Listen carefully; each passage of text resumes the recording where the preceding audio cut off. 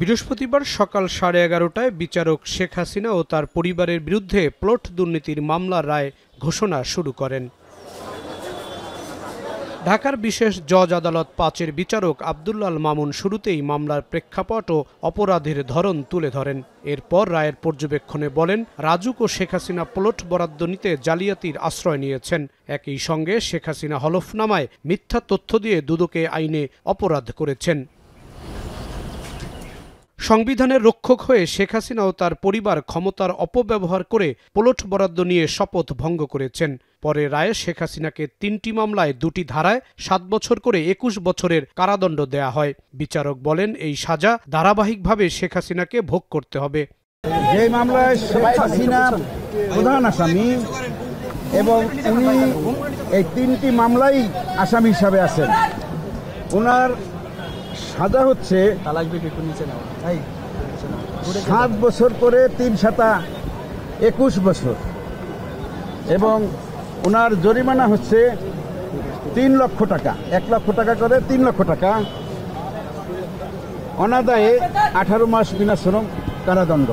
অপরদিকে শেখ হাসিনার পুত্র সজীব ওয়াজেদ জয় ও কন্যা সাইমা ওয়াজেদ পুতুলকে 5 বছর করে সশ্রম কারাদণ্ড ও 1 লাখ টাকা জরিমানা করা হয়েছে। এছাড়া সাবেক গণপূর্ত প্রতিমন্ত্রী শরীফ আহমেদকে 6 বছর করে 18 বছরের কারাদণ্ড দেয়া হয়। বাকি 17 আসামিকে বিভিন্ন মেয়াদে কারাদণ্ড দেয় আদালত। সাইমা ওয়াজেদ পুতুল যে মামলার প্রধান আসামি, তার সাজা হচ্ছে 5 বছর। উনি একটি মামলারই আসামি, তাই ওনার সাজার মেয়াদ 5 বছরই।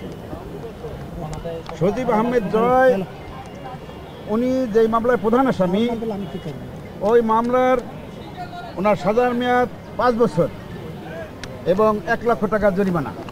গ্রেফতার থাকা একমাত্র আসামি খুরশিদ আলমকে 1 বছরের কারাদণ্ড দিয়েছে আদালত। খালাস পেয়েছেন রাজুকের প্রশাসনিক কর্মকর্তা সাইফুল ইসলাম। রায়ে রাজুকের প্লট পেতে সরকারের সুপারিশ প্রাপ্তির বিধান বাতিল করারও নির্দেশ দিয়েছে আদালত। চলতি বছরের 31 জুলাই বিচার শুরু হওয়া মামলায় 23 আসামির বিরুদ্ধে মাত্র 3 মাসেই রায় দেয়া হলো।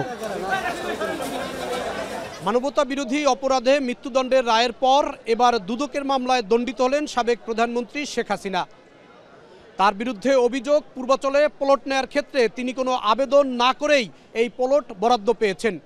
সেক্ষেত্রে আদালতের পর্যবেক্ষণ হচ্ছে আগামীতে রাজুক যাতে উন্মুক্ত পরিবেশে লটারির মাধ্যমে রাজুকের প্লট বরাদ্দ করে থাকে, তাহলে আইনের মধ্য থেকে যে কোনো ব্যক্তিই এই প্লট পাওয়ার অধিকারী হবেন।